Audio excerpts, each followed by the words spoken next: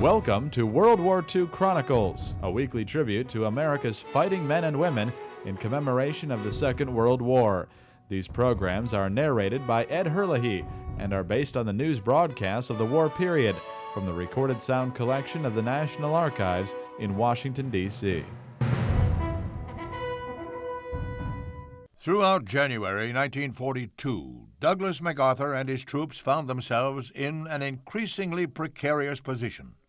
On February 22nd, President Roosevelt promoted MacArthur to the rank of full general and ordered him to go to Australia. MacArthur refused to evacuate and kept fighting. By the second week of March, the president was adamant. So on March 11th, the general left the Philippines, declaring, "I shall return."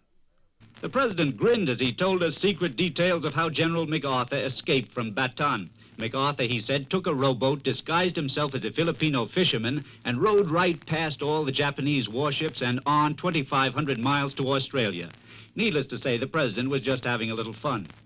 Actually, MacArthur, his family, and several advisors boarded 4 PT boats, which raced 560 miles to the Philippine island of Mindanao in 35 hours, eluding Japanese surface and air forces.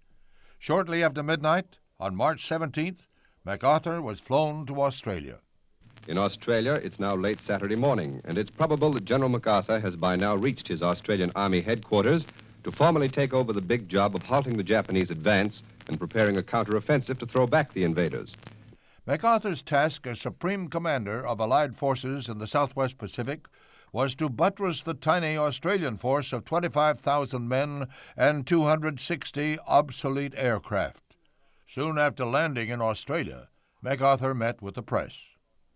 My success or failure will depend primarily upon the resources which the respective governments place at my disposal. My faith in them is complete. In any event, I shall do my best. MacArthur would have to do his best for 3 long years before he could make good on his promise to return to the Philippines. I'm Ed Herlihy. Join me next time for World War II Chronicles. World War II Chronicles was produced by the American Veterans Center and Radio America in cooperation with the National Archives.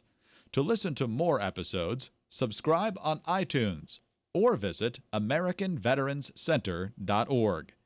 We need your help to keep the legacy of our World War II generation alive.